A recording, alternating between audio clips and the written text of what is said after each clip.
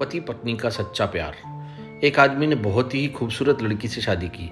शादी के बाद दोनों की ज़िंदगी बहुत प्यार से गुजर रही थी। वह उसे बहुत चाहता था और उसकी खूबसूरती की हमेशा तारीफ किया करता था।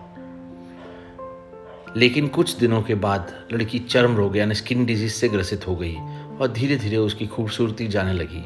खुद को इस तरह से देखकर उसके मन में डर समाने लगा कि यदि वह बदसूरत हो गई तो उसका पति उससे नफरत करने लगेगा और वह उसकी नफरत कभी बर्दाश्त नहीं कर पाएगी। इस बीच एक दिन पति को किसी काम से शहर के लिए बाहर जाना पड़ा।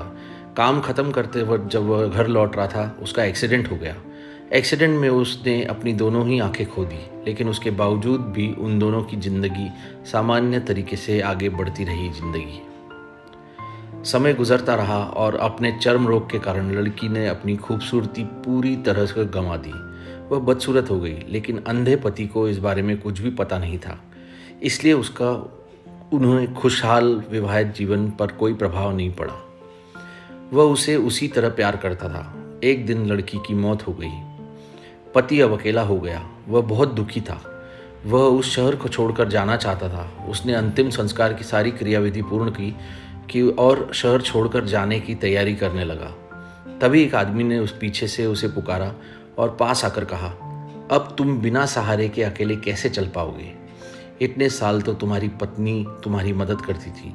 पति ने जवाब दिया, दोस्त, मैं अंधा नहीं हूँ, मैं बस अंधा होने का नाटक कर रहा था, क्योंकि यदि मेरी पत्नी को पता चल जाता कि मैं उसकी बदसूरती देख रहा हूँ तो यह उसे उसके रोग में ज़्यादा दर्द देता। इसलिए मैं इतने साल अंधा होने का दिखावा करता रहा।